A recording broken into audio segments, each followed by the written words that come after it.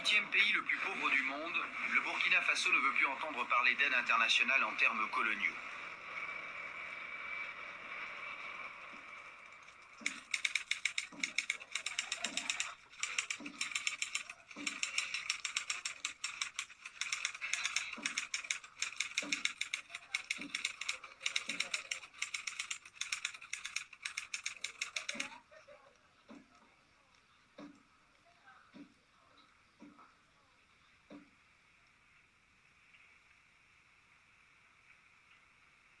Lorsque j'étais à Moscou, lorsque j'étais en Union soviétique, on nous avait fait visiter beaucoup de lieux historiques, des musées, mais on nous avait fait visiter également la cité des étoiles. À la cité des étoiles, c'est là que les soviétiques forment leurs cosmonautes. On nous a fait visiter les vaisseaux. C'est impressionnant, j'avoue. Soyouz, Salyut, Mir, etc. Ils connaissent beaucoup de choses. Ils ne parlent plus avec la Terre, eux, ils parlent déjà avec la Lune. Puis, comme toujours, on m'a demandé de signer le livre d'or. J'ai signé, évidemment. Là, on m'a demandé de féliciter quelques cosmonautes qui étaient là. Je les ai félicités, évidemment. On nous a demandé d'aller admirer ceci et cela. Nous avons admiré, évidemment. On nous a amené nous incliner devant la statue de Gagarine, qui est mort. Nous sommes inclinés, évidemment. Puis nous avons voulu nous séparer. J'ai dit non, c'est pas tout, camarade. Attendez. C'est très bien, vous nous avez montré ça, nous sommes contents, nous vous félicitons. C'est un progrès scientifique. Et quand tout cela sera au service des peuples, ce sera vraiment un bienfait. Mais moi, je voudrais vous demander une chose. Deux places. Il faut que vous prévoyez deux places pour former des Burkinabés. Nous aussi, nous voulons aller sur la Lune.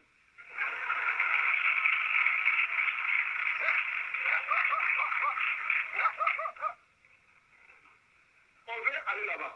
Donc la coopération doit commencer. Et nous sommes au sérieux. Nous voulons envoyer des gens sur la Lune. Ainsi, il y aura les Américains, il y aura les Soviétiques, quelques autres pays, mais il y aura aussi le Burkina.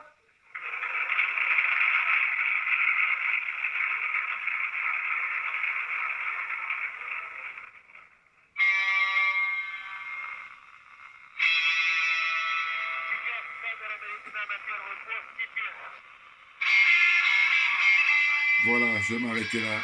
Je vais m'arrêter là. En fait, ce documentaire s'appelle Capitaine Thomas Sankara.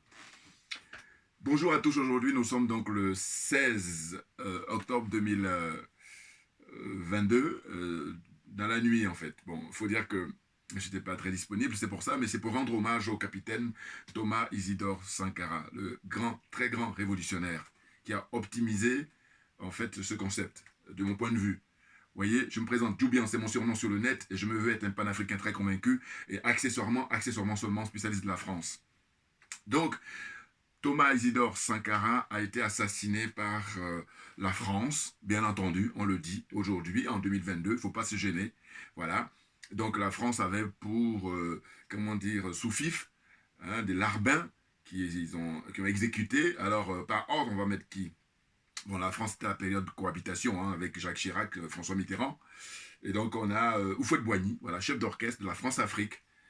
Et puis Blaise Compaoré, qui est là-bas en Côte d'Ivoire, tranquillement, qui a été escorté par la France. Parce qu'après, ils vont dire qu'ils y sont pour rien. Quand on dit qu'on y est pour rien, comment se fait-il qu'on n'accuse pas les autres pays? Parce qu'au monde, il y a plein de pays. Voilà. Donc, il faut arrêter d'insulter l'intelligence des Africains, comme je le dis souvent. Donc, Gilbert Diendéré, voilà, tout ce beau monde-là, voilà, ce sont eux qui ont assassiné Thomas Sankara, sachant que à qui profite le crime? Le crime profite tout naturellement à la France, bien entendu, voilà. Maintenant, ce qui est intéressant, c'est quoi? C'est qu'en fait, c'est une bataille qu'ils ont gagnée, parce que là, aujourd'hui, au XXIe siècle, parce que l'assassinat de Thomas Sankara date du XXe siècle, donc au XXIe siècle, ils ont maintenant affaire aux petits-enfants de Thomas Isidore Sankara, bien entendu, parce que le jeune président qui est au pouvoir, depuis le 30 septembre, eh ben, il a été choisi par les Burkinabés, hein, voilà, une assise là qui a été organisée, et puis unanimement ils l'ont choisi, voilà, parce que la jeunesse, le peuple veut de lui. Hein, 34 ans il a, voilà, hein, et c'est lui qui va essayer de conduire cette transition-là pendant 2 ans, hein, jusqu'en juillet 2024, si je ne me trompe pas, voilà. Hein, donc là, le combat continue, tout naturellement. Maintenant, ce dont il s'agit, c'est de signer avec les Russes, hein, signer avec M. Poutine pour sortir de la France-Afrique, pour sortir du colonialisme, pour sortir de l'impérialisme. Vous comprenez? C'est incroyable. Alors, très rapidement, il faut que je revienne sur l'hommage à Thomas Isidore Sankara, le capitaine. C'est que j'ai appris, là, c'est un frère cet après-midi, hier, qui m'avait envoyé un message. On a appris que Madame Nathalie Yamb avait reçu un message officiel de l'État français qui l'interdisait de rentrer sur le territoire français. Elle est interdite. Alors, il paraît que ça date de janvier 2022. Maintenant, ça a été notifié le 14 octobre 2022. Voilà, donc elle a reçu. Et je dois dire quoi? Je dois dire que moi, à l'époque, j'avais fait des vidéos hein, pour lui rendre hommage, parce qu'en fait, elle avait été expulsée déjà. C'était en décembre 2019, souvenez-vous. Voilà, M. Ouattara s'était pressé de l'expulser parce qu'elle avait prononcé un discours historique hein, lors du sommet Russie-Afrique, qui était à Sochi, je crois, en octobre 2019. Voilà, elle avait comment dire, fait un discours très brillant qui dure 9 minutes et qui est disponible là, sur Internet et sur les réseaux sociaux.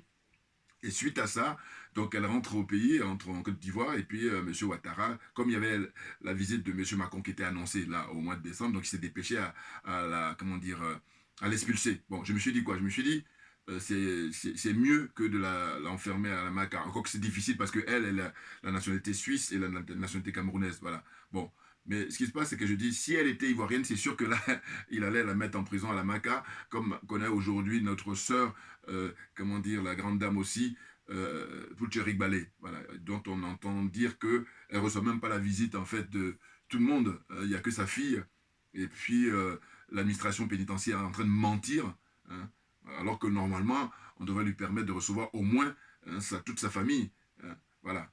Et puis ses amis, enfin, en tout cas à tour de rôle. Et puis, voilà. Mais on a même entendu dire qu'ils allaient la déplacer pour l'emmener au nord de la Côte d'Ivoire, savoir à Korogo, par exemple. Voyez. Donc, il faut se mobiliser. Et je dis que si jamais quelque chose arrive à cette dame, les responsables, je sais que beaucoup vont facilement accuser M. Ouattara, alors que moi je ne m'occupe plus de Ouattara, puisqu'on sait très bien sur quel pied il danse. En revanche, les dirigeants politiques en Côte d'Ivoire, les soi-disant opposants, qu'est-ce qu'ils font? Voilà. Parce que je dis, si M. Ouattara nargue tout le monde, ils en sont responsables. Parce qu'autrement, allez faire autre chose. Hein, voilà, déposez votre tablier, allez faire autre chose. Non, parce que c'est fatigant. Hein. Monsieur Henri Konan Bédié, que faites-vous? Monsieur Laurent Gbagbo, que faites-vous? Hein, tout ce monde-là, qu'est-ce que vous faites? La vérité libère. Allez-y, parlez, dites tout. Enfin bon, c'est dingue, hein? Puis je dis, fort de l'âge que vous avez maintenant, qu'est-ce que vous avez à perdre? Enfin bon, c'est ça en fait, hein? Je comprends pas. Mais en tous les cas, cette jeune femme, si quelque chose lui arrive, franchement, j'ai dit, vous êtes responsable, je suis désolé, parce que vous avez laissé faire, voilà. C'est ça, voilà. Vous avez la possibilité d'arrêter tout, mais là, vous êtes là en train d'assister, vous êtes tétanisé, vous êtes apprivoisé, vous êtes domestiqué par M. Ouattara, c'est impressionnant. Bon, enfin, je ferme la parenthèse. Donc, Madame Yamb, voilà, hein, big up, hein, et puis je crois que là, à travers ces interdictions-là, je crois qu'au contraire, on l'a agrandi. Pourquoi? Parce que si vous voulez, je pense que elle vise dans le mille. Ah bah oui, oh oui, elle vise dans le mille. Et puis là, dans le combat que nous menons, nous les panafricains, je crois que là, elle a pris les épaulettes là. Hein. Voilà, bien entendu, parce qu'en fait, je me souviens toujours quand j'ai appris là, cet après-midi, enfin hier, qu'elle était interdite de rentrer en France. Mais je me suis souvenu, je crois, un discours de, comment dire, Ahmed Sékou Touré, le président Ahmed Sékou Touré. Il y a lui, et puis il y avait un autre président aussi, un de nos dévanciers, enfin les pères de l'indépendance, hein, les panafricains, les authentiques.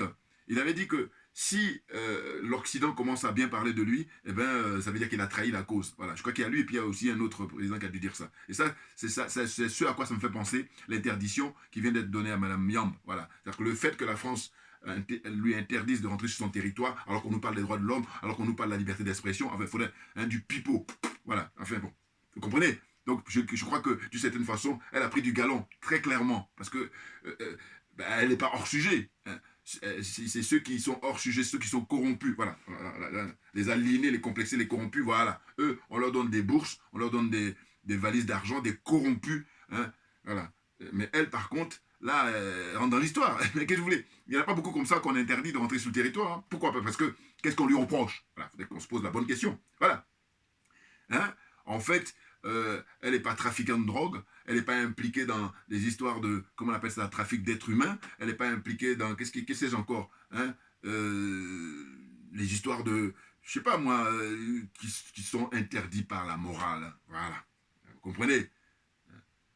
Parce qu'au fond, elle jouit, enfin, elle essaie de faire jouer son droit à la liberté d'expression en tant que citoyenne, en tant que femme politique, hein, en tant que citoyenne, hein, panafricaine, hein, de dénoncer, hein, tous les maux, mais c'est au pluriel, hein, que la France fait subir aux Africains depuis des siècles. Rien que ça, rien que ça. Voilà. Donc j'ai dit, en réalité, on parle d'être interdit sur le territoire français, mais c'est une suite logique, puisqu'elle a été expulsée d'Abidjan, alors que la Côte d'Ivoire, pour moi, étant donné que Houphouët-Boigny, il a permis à ce que voilà, on assiste à ça, parce que je dis, le travail que nous sommes en train de faire aujourd'hui, c'est lui, pas seulement, mais en tout cas, il a joué un rôle primordial, hein, pour qu'aujourd'hui, on soit en train de se battre pour se libérer. Eh oui, parce que vous savez, c'est physique, hein. C'est-à-dire qu'en fait, génération par génération, si on ne fait pas le travail aujourd'hui, eh ben, on est lâche et on laisse ça aux générations à venir. Non, on n'a pas le droit. Voilà. Donc chacun de nous doit mouiller le maillot. Voilà, très clairement. Et Mme Yam, je vous dis, très intelligente qu'elle est, très brillante qu'elle est, elle vise dans le mille. C'est pour ça que... voilà. Mais en tout cas, c'est intéressant. Voilà, c'est très intéressant.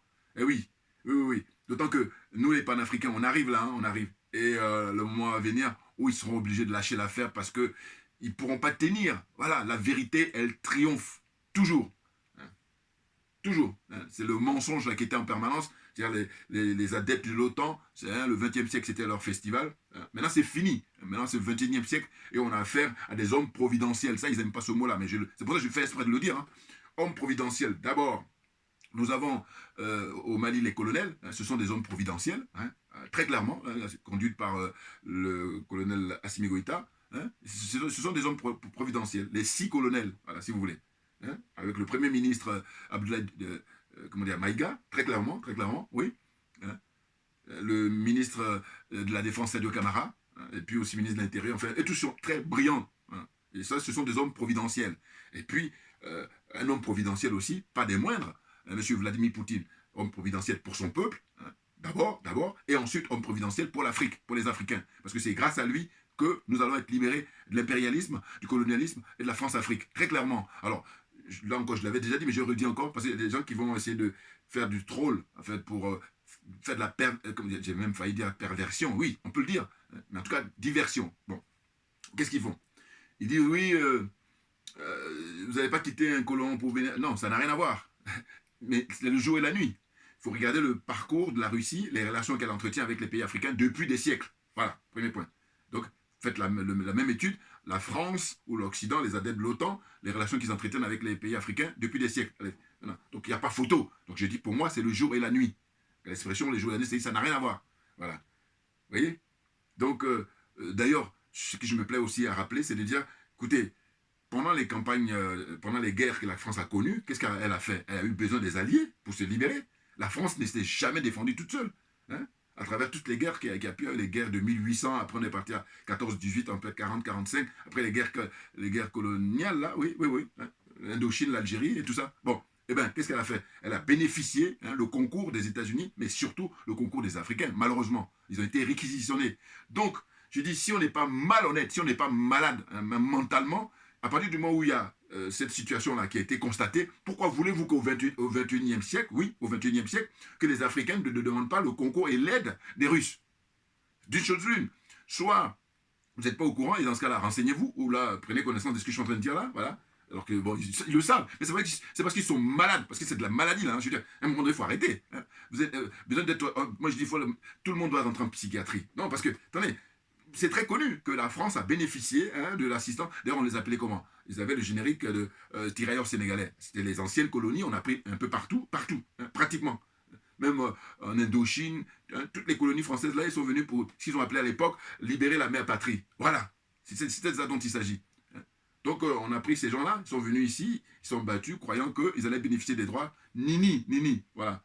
Alors, vous connaissez le sort, hein, voilà. Et puis là, aujourd'hui, avec les générations qui se succèdent, eh ben, la jeunesse africaine a tout compris, avec suffisamment de recul, dit, on en a ras-le-bol. Hein, vous comprenez? Et Madame Yamb, quand elle fait ses vidéos, quand elle fait ses interventions, elle dit à qui veut l'entendre que les Africains, la nouvelle génération, on en a ras-le-bol et qu'on veut en finir avec le colonialisme, on veut en finir avec l'impérialisme et on veut en finir avec la France-Afrique. C'est tout. Point barre.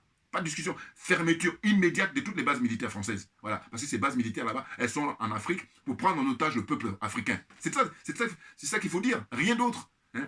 Et le franc CFA à bannir définitivement. Voilà. J'ai dit on est trop humain, c'est clair. Je dis que pour moi, l'Africain est victime, paradoxalement, de son humanisme. C'est très clair. De tous les êtres humains qui existent sur Terre, bon, les gens qualifiés le disent, hein, mais ce que je veux dire que moi, à mon petit niveau, quand je réfléchis, je dis, mais pourquoi on puisse vivre ça? Mais c'est parce qu'on est trop humain. Maintenant, là, il faut arrêter à un moment donné. C'est-à-dire que, parce que, voilà, les autres, ils en ont rien à foutre. Voilà. Là, donc, œil pour œil, dent pour dent. Tout simplement. Tout simplement. Ah oui, voilà. Un peu comme à l'image du discours qui a été prononcé par le Premier ministre malien, hein, Abdoulaye Maïga, très clairement à l'ONU, à Mondiovision, voilà. Il a rétorqué, hein, et puis il les a mis à leur place comme ça. La France, le secrétaire général de l'ONU, le Portugais, là, qui encore M. Ouattara, hein, celui qui se dribble lui-même, qui encore le président de Guinée-Bissau, et puis qui encore le président, qui j'oublie là. Voilà, tout ce beau monde-là, voilà, il les a alignés comme ça, hein, pour leur dire, là, le Mali, vous ne pouvez pas dire que vous aimez le Mali plus que les Maliens. Ça, j'adore cette formule-là. Je dis, voilà, dire qu'ils ont tellement raison. Mais évidemment, qu'est-ce que tu sais que ces gens-là, il faut arrêter à un moment donné, on vous a pris la main dans le sac, donc dégagez, on n'a plus le temps à perdre. Bon, enfin, maintenant, on va revenir par rapport au grand monsieur, au très grand monsieur, hein, je vous dis qu'à l'époque, justement, lui...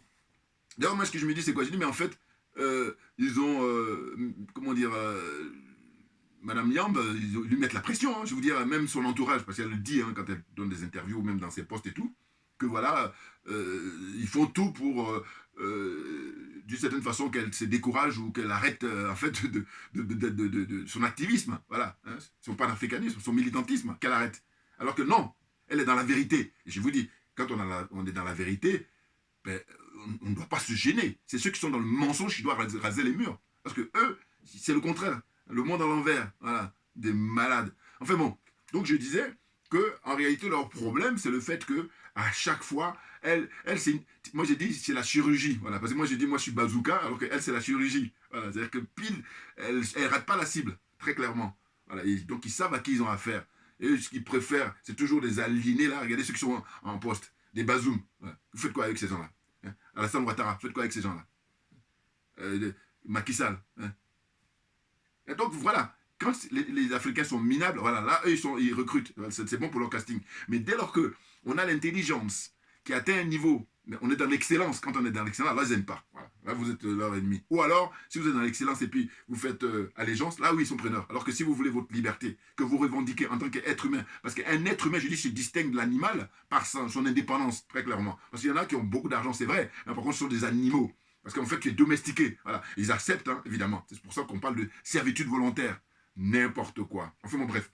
Donc, pour revenir au capitaine Thomas Sankara, vous savez, ça faisait longtemps qu'en fait, je voulais montrer cet extrait-là, parce que j'en parle souvent, si vous vous rappelez de mes vidéos anciennes, où j'ai dit que c'est un documentaire qui est fait par un Suisse, hein, dont le titre, vous pouvez le retrouver facilement hein, sur YouTube, là, voilà. Ça s'appelle Capitaine Thomas Sankara. Voilà. Hein? Mais exceptionnel, parce qu'il y a des images inédites. Voilà. Parce que je veux dire que aujourd'hui, avec Internet, hein, il y a plein d'images, plein de documentaires dont on peut bénéficier. Mais là, ce qui est intéressant dans ce documentaire-là, c'est qu'il y a des images inédites. C'est-à-dire que moi, je n'ai pas vu en tout cas. Alors que hein, moi, j'ai regardé depuis des années hein, des documentaires sur Thomas Sankara naturellement. Hein. Je suis même sankariste, si vous voulez. Très clairement, mais bien entendu, bien entendu. Oui. Donc là, l'extrait, c'est quoi? J'en ai déjà parlé, mais c'est un plaisir parce que j'ai retrouvé, parce que je crois qu'ils l'ont mis en ligne il n'y a pas longtemps, parce que ça fait longtemps que je cherchais, et là, ça y est. Bon, vous avez bien vu, là. À l'époque, c'était M. Mikhail Gorbatchev, qui vient de mourir, là, d'ailleurs. Bon. puis, bon, lui était très en acquaintance avec l'Occident, hein, donc voilà, il a honni, et il a humilié, hein, voilà, la grande puissance là. Et c'est pour ça que M. Vladimir Poutine, il a décidé, hein, de regagner en fait la dignité du peuple russe. Voilà, il est en train de bosser là, travail chirurgical là-bas en Ukraine, voilà, avec plein de saloperies qu'ils ont là-bas. Mais non, mais vous ne pouvez pas imaginer. Eh oui, ces gens ont passé leur temps à donner des leçons, alors que pour donner des leçons, encore faut-il que toi tu sois propre. Enfin, je veux dire, il faut qu'on n'ait rien à te reprocher. Or, ils sont très très loin, hein, d'être propres. Hein. Tout est bafoué, bafoue tout. Donc, alors, c'est pour ça que le président Poutine a parlé de empire du mensonge. Et moi, j'ai dit, moi, j'enfonce le clou. Je dis religion du mensonge. C'est encore même plus fort que l'empire. Voilà. Ils sont dans la religion du mensonge. C'est-à-dire que je vous dis, moi, ma religion, c'est la vérité et la justice. Eux, leur religion, c'est le mensonge. Ils ne peuvent pas vivre sans le mensonge. Voilà. C'est vrai comme on dit, il y a quelqu'un qui a beaucoup d'humour qui est passé, je crois qu'il est passé, ouais, c'est un des chroniqueurs sur Afrique Média, qui a dit un truc très très intéressant par rapport à M. Ouattara, et puis même les adeptes de l'OTAN. Il dit, M. Ouattara, lui, c'est conjuguer le verbe mentir, comment dire, à tous les temps. Voilà. J'ai menti, je mens, et je mentirai. Ben tous les adeptes de l'OTAN, ça c'est leur truc, ça. Ah oui, oui, oui, c'est, hein, voilà. C'est peut-être pas écrit officiellement, mais en tout cas, ils vivent avec ça. Ils ont menti, ils mentent et ils mentiront. Ok, eux, le mensonge, voilà. S'ils mentent pas, ils sont pas eux-mêmes. Voilà, donc comprenez, très bien. Bon, donc, de quoi s'agit-il? Quand il va en visite officielle là-bas, donc il est reçu par M. Mikhail Gorbatchev, et puis à la fin de sa visite avec sa délégation, ils ont fait le tour, hein, comme voilà, une visite officielle, hein, voilà. Et puis, juste avant de partir, il a dit attention, on va partir certes, mais avant de partir, on a deux choses. Il faudrait que deux militaires viennent du Burkina Faso pour s'entraîner pour aller dans la Lune comme vous, là. Vous vous rendez compte? Et je dis, dites-moi, ce monsieur a été assassiné le 15 octobre 1987. Aujourd'hui, ça fait 35 ans, hein, en 2022, hein, octobre 2022. Eh bien, dites-moi, quel président africain a pu demander, ne serait-ce même qu'un dixième, voilà. Parce que là, ce qu'il demandait là, mais c'est du très lourd. Et je dis, voilà, la France, elle ne veut pas qu'on dise les vérités. C'est pour ça qu'on interdit Mme Yam de rentrer, alors que, bon, ça ne va pas l'empêcher de vivre, voilà. Parce que si c'était... on lui privait de boire de l'eau ou de l'oxygène, voilà. Parce que ça, voilà. Mais sinon, ne pas venir en France, c'est bon, quoi. Voilà. Hein. Et puis, il y a tellement de pays à visiter. Je pense qu'elle a dû être invitée, et puis bon, ben voilà. Mais ils sont dégoûtés, c'est ce que ça veut dire. Enfin, bon, bref. Je reviendrai une autre fois. Et puis elle est assez grande, elle va pouvoir pour faire des postes pour les narguer. C'est ce qu'il faut. Parce que tu es dans la vérité. Rien que la vérité. Alors qu'eux sont dans le mensonge, rien que le mensonge. Chacun son truc. Mais en tout cas, ce qui serait bien, c'est que vivez votre vie, nous, on va vivre la nôtre. Mais par contre, eux, ils ont besoin de nous. Alors là, je vais vous dire. Et le travail que nous sommes en train de faire, c'est justement pour, comment dire ça, déconstruire ça depuis des siècles. En fait, ils font croire que nous, on a besoin d'eux, alors que c'est pas vrai du tout.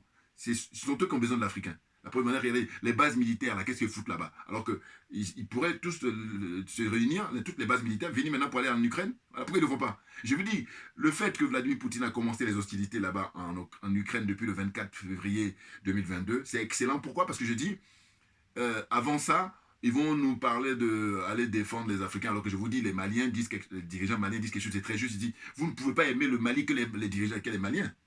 Ça n'a pas de sens. Donc, vous ne pouvez pas aimer l'Afrique que les Africains. Ça n'a pas de sens. Voilà, on est d'accord. Bon. Et donc, très clairement, dès lors qu'il y a là-bas, en Ukraine, l'affrontement entre l'OTAN, oui.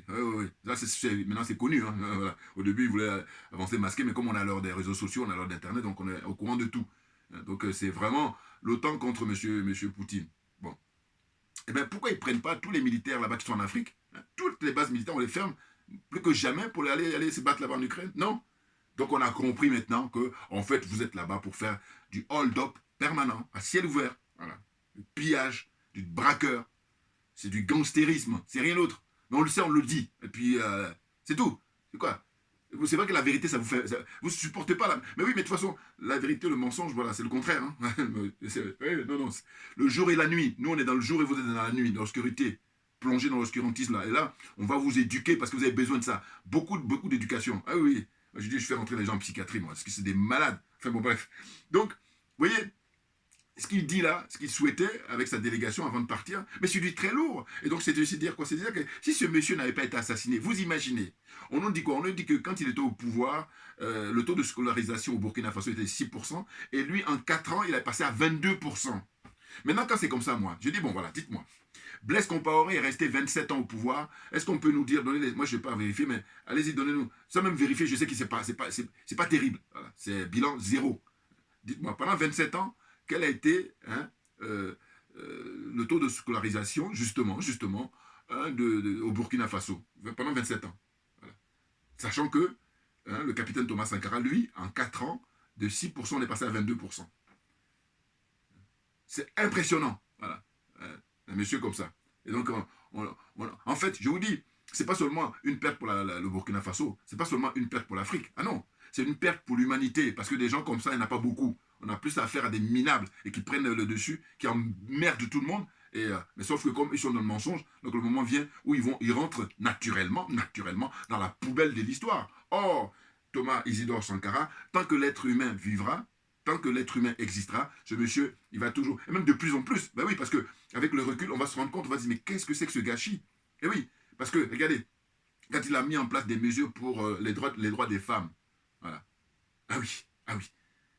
Les droits des femmes avec lui, pendant les 4 ans, il a fait évoluer ça énormément. Qu'est-ce qu'il y a encore? Les questions portant sur leur fameux, l'écologie, là, voilà. Mais lui, il était trop en avance, voilà. Il parlait de la désertification. Et puis, vous allez regarder dans le documentaire, hein, il était invité là, par les journalistes français, et puis sur le plateau, il disait, mais il faut prendre 1% pour accorder. Hein, et le journaliste lui dit, mais pourquoi 1%? Il dit, non, mais on prend ça comme ça symboliquement, mais ça en dit long. C'est-à-dire que c'est dire qu'il va falloir donner de l'argent pour que on freine le désert, parce qu'il dit c'est les impérialismes, les capitalistes, là, sont eux qui sont responsables de ça, puisque eux, ils respectent même pas la vie humaine. Autant vous dire pour comment on appelle ça, l'écologie, non. Alors, ils font toujours du mensonge. Comme ils ont les moyens, donc ils mettent le paquet et les gens sont perturbés, les gens ne comprennent rien. Hein, comme s'ils sont défenseurs de l'écologie, alors que c'est pas vrai. Sinon, ça se saurait. Mais bien entendu, je vous dis, moi je prends toujours des exemples simples. Je dis, regardez. Par exemple, pour lutter contre le racisme, pourquoi j'ai dit, quand je compare, par exemple, quand vous prenez votre voiture, et puis on vous dit, sur l'autoroute, je sais pas, moi, en France, c'est 130, le maximum. Bon. Ou quand il pleut, le temps mauvais temps, 110. Bon. Ou alors encore 90. Bon, bon, quand vous dépassez, vous faites ce qu'on appelle un excès de vitesse, eh bien, là, vous recevez, dans votre boîte aux lettres, 48 heures, 72 heures après, paf, le procès verbal. Vous êtes verbalisé, voilà, en gros. Bon. Et puis, si vous ne payez pas, ça se majore et tout ça. Mais là, je dis, mais pourquoi on n'applique pas ça pour les questions du racisme? Premier point. Et puis, deuxième point, là, en ce qui concerne l'écologie, ben, eux, s'ils étaient beaucoup plus honnêtes avec ça, mais les choses se passeraient bien. Mais ils font que dans le mensonge, ils font que dans l'escroquerie. Mais comme beaucoup de gens ne sont pas informés, beaucoup de gens ne sont pas avertis, eh bien voilà, les gens n'y voient que du feu.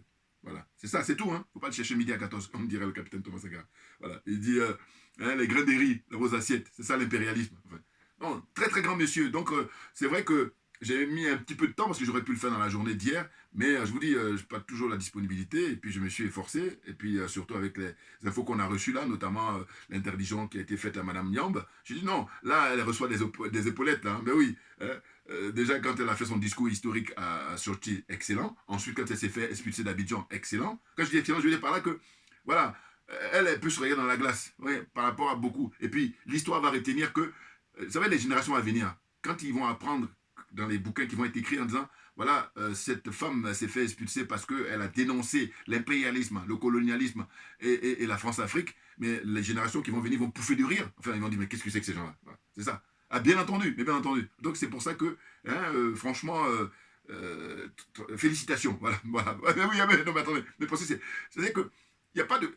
Parce qu'il y a des choses, quand tu commets des choses qui sont prohibées, ou en tout cas pour la morale, voilà, là tu peux, on dit, avoir honte. Alors que elle, il n'y a pas. Au contraire, ils sont en train de lui rendre un service malgré eux, d'une certaine façon. Mais bien entendu, parce que, vous savez, ces gens-là, franchement, ils sont dans l'anachronisme. Voilà. Et comme je dis, la confiture est tellement bonne qu'ils sont aveuglés par cette confiture-là, justement. Alors qu'ils devraient prendre du recul et puis se dire, bon, attendez, on a changé d'époque. Là, on a affaire maintenant, pas à la génération qui était en 1700, 1600, 1800 et tout ça. Non, on a la génération du 21e siècle, et qui ont suffisamment de recul, comme je le dis, parce que à partir du moment où on a du recul, c'est pour dire, on n'a pas le temps à perdre. Voilà. Il n'y a que des malhonnêtes là qui nous font perdre du temps. Mais autrement, quand on est honnête, on va à l'essentiel. On va à l'essentiel, c'est clair. Vous comprenez? Voilà. Donc, le jeune capitaine maintenant qui est au pouvoir, hein, c'est, je vous dis, bon, on espère, parce que pour l'instant, là, il a l'air de se poser 1000 questions, alors qu'il ne doit pas se poser de questions, puisqu'il a la chance d'avoir les frères là-bas qui sont au Mali, hein, et puis aussi un autre frère en Guinée, ben, va prendre des cours chez eux, va prendre des leçons, tout simplement. Hein. Et puis en plus, vous êtes frontalier, là, donc c'est encore plus facile. Voilà. Parce que le Mali, c'était beaucoup plus difficile, parce qu'eux, ils étaient déjà en avance. Encore que c'est vrai que, comment dire, peut-être la République centrafricaine, mais lui, il est civil, et puis bon, donc il a une approche qui est, bon, différente. Mais en tous les cas, je tiens toujours à le saluer, parce que je dis, lui, ce qu'il fait là, si Paul Biya, qui est au Cameroun depuis 40 ans au pouvoir, hein, même pour 60 ans même, voilà, s'il faisait ça, mais vous imaginez, parce que le Cameroun est beaucoup plus lourd, économiquement parlant, que la République centrafricaine. Et puis aussi au niveau démographique. Bien entendu. Oh, c'est pas le cas. Hein, c'est un roi fainéant, il dort dans les palais, là, et puis il n'organise pas de conseil des ministres et tout, n'importe quoi. Enfin, bon, bref. Non, il y a de quoi dire. Puis il faut pas les lâcher, hein, ces gens-là, parce que ce sont eux qui sont responsables de tout le malheur de le peuple africain en général, et puis de la jeunesse en particulier. Vous vous rendez compte? Des générations sacrifiées. Donc c'est pour ça qu'il ne faut pas les lâcher. Alors, et je vous dis ce que je fais là, c'est le minimum. Bien entendu, bien entendu. Vous voyez? Donc là, franchement, hein, le nouveau président là, qui a été désigné, parce que le peuple l'a porté, hein, puisque la France était toujours en train de manœuvrer avec M. Ouattara là, pour que, évidemment, on puisse toujours, comme d'habitude, mettre un second Damiba. Alors on espère que lui, il ne va pas faire l'expérience de Damiba, hein, parce que Damiba, on a perdu du temps. Voilà. Maintenant, ce qu'il faudrait, je vous dis, tu vas prendre des cours avec le colonel Assimi Goïta, hein, et puis le colonel aussi, comment dire, en Guinée, là, voilà, tu prends des cours avec eux. Et puis aussi, n'hésite pas, hein, le président Touadéra, hein, professeur de mathématiques à l'université, voilà. Donc, c'est une tête. Bon, et puis humble, voilà. Donc, tu prends, et puis maintenant, surtout, au-delà de tout ça, c'est plutôt écouter le peuple du Burkina, ton peuple, voilà. Si tu écoutes le peuple, tu es tranquille, voilà. Parce que ce qui fait la baraka, justement, des colonels au Mali, c'est qu'ils écoutent le peuple.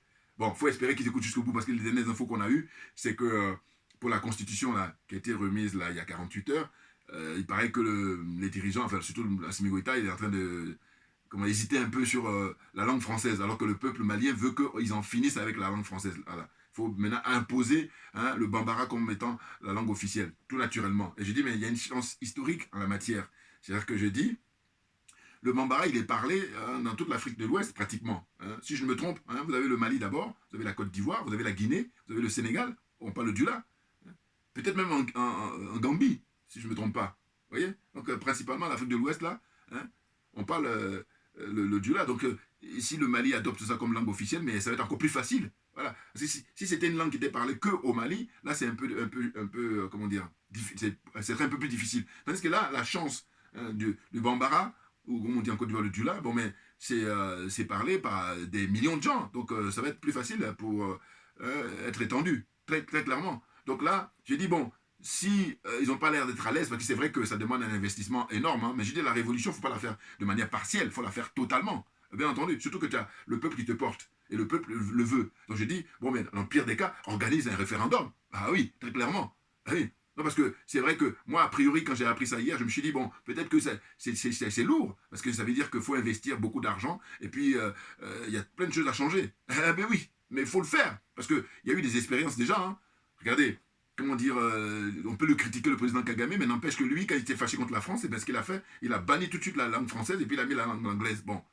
Et puis, il y a d'autres pays, je veux dire, écoutez, comment font les pays du Maghreb? Voilà, il y a d'ailleurs, même l'Algérie, ça fait maintenant 3-4 ans où le ministre, je crois, le ministre de l'université, ou le ministre de l'enseignement supérieur, il a décidé, ils sont en réflexion là, pour remplacer l'anglais par le français. Mais voilà, il faut être à l'aise. Pourquoi? Parce que, je dis, il faut faire le bilan. Voilà, j'ai dit, ces gens-là, moi, ça me fait rire des fois, en fait, d'une certaine façon, c'est qu'on constate que, j'ai dit, ils font le bilan partout, mais il y a un seul endroit où ils ne font pas le bilan, ben c'est les questions portant justement sur les relations entre la France et ces 15 pays-là, hein, y compris les Comores. Le bilan, depuis 1945 jusqu'à nos jours, qu'est-ce que ça donne? Voilà. Donc, que dalle. Et en plus, c'est pas ça le pire. Le pire, c'est le fait qu'ils veulent continuer. C'est ça le pire. Parce que sinon, s'ils arrêtent, bon, on va dire, voilà, on va tirer les leçons des 77 ans, hein, parce que là, ça, depuis 45, puis on est en 2022, donc ça seront 17 ans. Donc voilà. Alors que là, non, ils veulent rien savoir, alors que les autres leur ont fait des rappels à l'ordre, les Allemands les ont rappelés, les pays nordiques les ont rappelés, les Italiens l'ont rappelé. Bon, mais ils sont tous dans la combine, parce qu'en fait, voilà, quand la France va faire le braquage, elle vient maintenant, elle partage... regardez, là aussi c'est du bon sens. Chaque pays européen, dans l'Union européenne, là, chaque pays apporte sa contribution, voilà. Bon, mais moi j'ai toujours dit, la contribution de la France, c'est l'argent des Africains qu'on donne aux autres pays là, notamment les pays, comment dire, Europe de l'Est là. Voilà. Parce que eux, justement, ils ont bénéficié massivement de l'aide européenne et donc la part de la France, c'est l'argent de l'Afrique. Et le boulot que nous sommes en train de faire pour la déconstruction, c'est justement pour expliquer à qui veut l'entendre que l'argent de la France, c'est l'argent des Africains. Et je dis, mais s'ils veulent dire le contraire, mais pourquoi ils ne ferment pas définitivement les bases militaires? Puisqu'on sait maintenant, le Mali a le dossier. Voilà. Et je dis que le fait que le Mali ait le dossier, il ne faut plus se gêner. Ah bah oui, les preuves, on les a là. Et ils le savent. Parce que quand j'ai écouté le général Issa Diawara, qui avait dit quelque chose de très intéressant, il disait que, en fait, même les Français sont allés demander à Macky Sall d'aller plaider pour ne pas déposer sa plainte à l'ONU. N'importe quoi. Ou alors de diminuer. Mais non, mais n'importe quoi. Non. C'est pour ça que je dis qu'ils sont dans l'anachronisme. Là, ils ont affaire maintenant à une nouvelle génération qui n'est pas aliénée, qui n'est pas complexée, qui n'est pas corrompue. Bien entendu, c'est clair. Donc là, plus de temps à perdre, on va droit au but. Pour l'intérêt des Africains d'abord. Puis les autres, ils viendront après. Ben oui, parce que eux, c'est ce qu'ils font. Donc pourquoi voulez-vous tourner autour du pot là? Il faut qu'on soit d'accord là-dessus. C'est clair. Voilà. Donc en fait, c'est ce que je voulais dire là aujourd'hui pour rendre hommage au capitaine Thomas Sankara. Je vous avais déjà présenté ça, hein. Voilà, les discours d'anthologie des discours de Thomas Sankara. Voilà, la patrie ou la mort, nous vaincrons, sa fameuse phrase. Voilà, hein. Voilà, ceux qui veulent aller plus loin pour la lecture, j'avais déjà montré, mais bon, comme là, c'est l'anniversaire de son décès, donc voilà.